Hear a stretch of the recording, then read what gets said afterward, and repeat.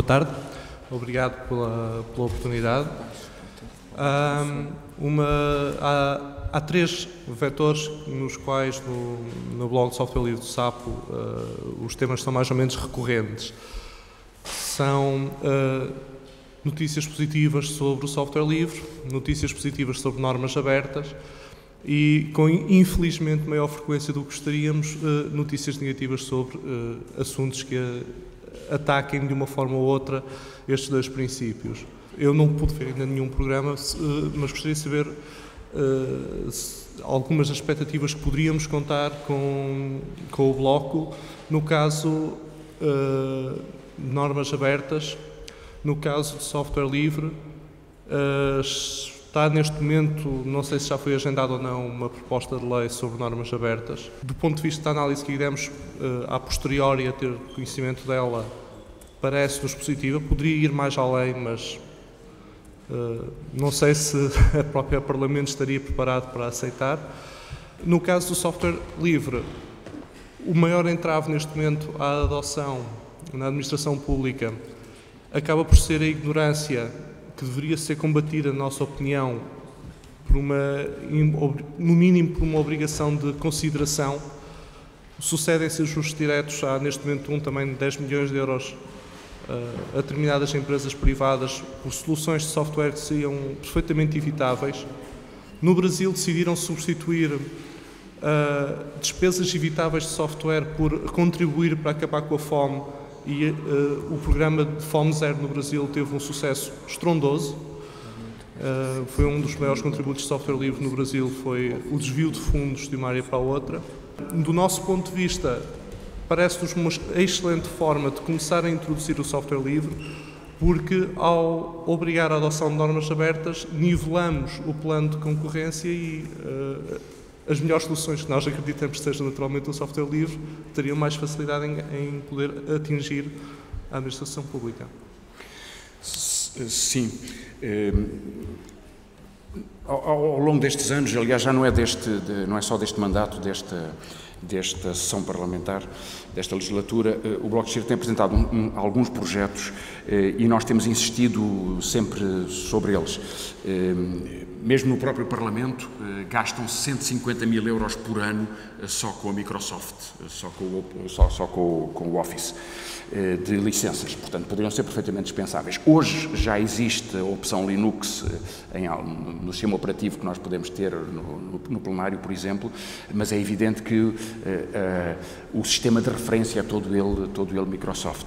E, portanto, o que nós temos vindo a propor para responder a isso é procurar que a primeira etapa seja a generalização do software livre na administração pública, porque é a partir daí que se pode criar, digamos, uma massa crítica de pessoas que está familiarizado com as opções de software e, portanto, que pode quebrar o gelo do desconhecimento em relação a eles.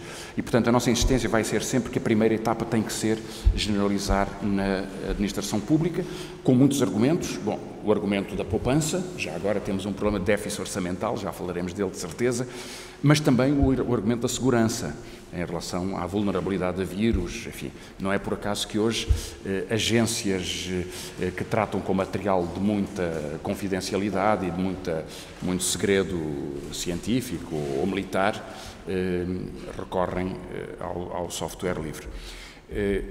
Também avançaremos essa proposta ao nível de câmaras municipais, porque uma das áreas em que pode haver uma expansão maior do acesso livre à internet pode ser a ação de câmaras municipais que criem espaços de comunicação acessível e, portanto, nos quais possam também fazer a valorização do software livre. Para o conjunto do Orçamento de Estado é uma despesa significativa.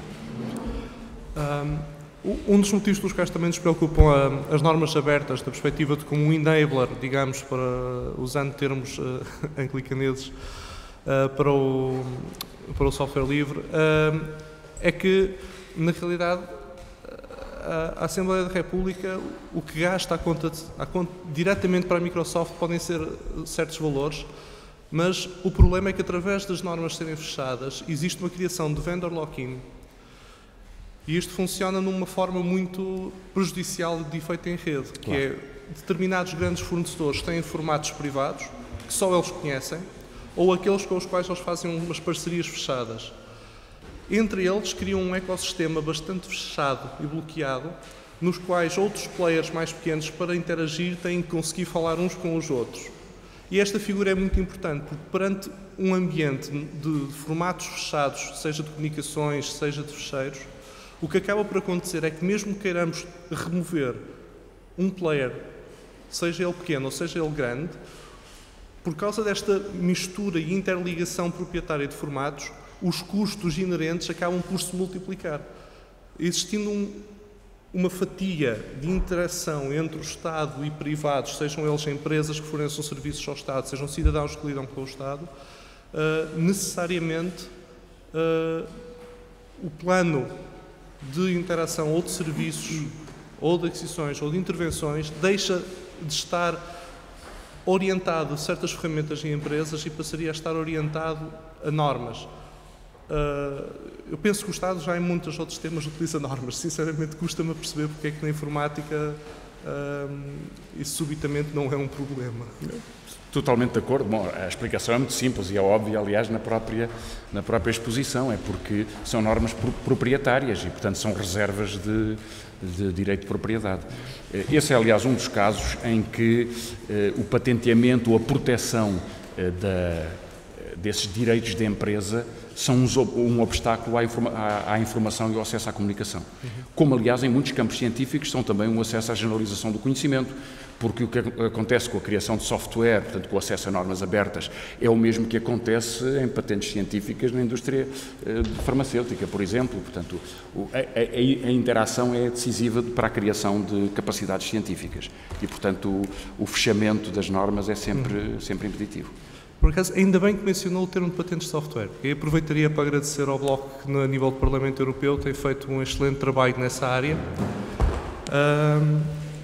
Mas eu gostaria de aproveitar para alertar para uma situação que é conseguimos vencer a proposta diretiva de patentes de software, provavelmente uma das primeiras diretivas rejeitadas no Parlamento em fase de conciliação e com 94% dos votos do Parlamento Europeu, portanto não foi uma iniciativa de sequer uma aula e acabou por ser o Parlamento quase todo a rejeitar. Mas agora o problema é que estão a tentar fazer um acordo chamado o Unified Patent Litigation Agreement, em que basicamente estão a passar a decisão de todas as patentes para uma unidade paralela à União Europeia, sem qualquer controle democrático e nas mãos do European Patent Office. O problema é que as regras que vão ser aplicadas vão ser as do European Patent Office, que neste momento, apesar de ter o grande descaramento em dizer que não patenteiam software, dizem que apenas patenteiam uma coisa chamada eventos implementados em computador. Eu não conheço outra coisa que corra num computador para além do software. Mas, se possível, se conseguirem ter uma intervenção nesse nível, gostaríamos que este projeto conseguisse não ficar paralelo à Europa, mas ser um projeto sob a coordenação do Parlamento Europeu. Eu creio que as questões mais difíceis vêm depois, porque enfim, essa batalha no Parlamento Europeu foi ganha e era normal que fosse, creio eu, há uma maioria razoável. Por isso é que estão a fugir dele. Enfim, tremeu um bocadinho, mas foi. Agora, o problema é a Organização Mundial do Comércio, não é? Portanto, a Organização Mundial do Comércio, na Ronda de Doha, inclui ainda o projeto ambicioso de todo o capital intelectual ser submetido às mesmas regras de patenteamento que vigoram hoje a nível internacional. E isso teria um efeito muito complicado.